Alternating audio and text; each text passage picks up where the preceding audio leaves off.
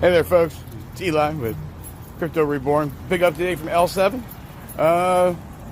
Seems scarier than it actually is, I think. There's some people out there who were doing some shady shit and they got smacked down. Your name wasn't in the list and you didn't know those people. You're probably all right. Looks like tech support's tired of answering your questions about the same stuff that's already in the information that they provide to you. We'll have a better breakdown of that later. Maybe actually go over some of the videos for that.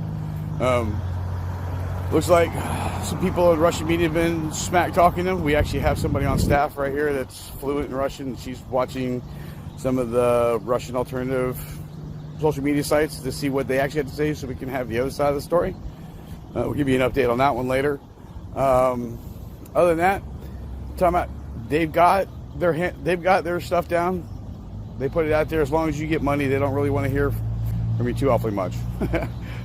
Gotta love the Russians, right? Other than that, doesn't seem too awfully bad. Do your thing. Ethereum, still waiting on that apparently. I'm not really. Actually, if you all, why don't you all comment below, tell me what's happening to your Ethereum, because I don't have any, so I don't really know what's going on with that one. If you can give me some of your personal experience on what's going on today, it'd be great. Next day or two, 3 days or so, they said they're going to come out and they're going to have their changes made to Ethereum, and we'll know better then of what's going on. Other than that, I don't really, it's not earth shaking, but the birds are squirrely. So we'll see what happens. All right, keep back up. Remember, subscribe, hit that like button. See you in a minute.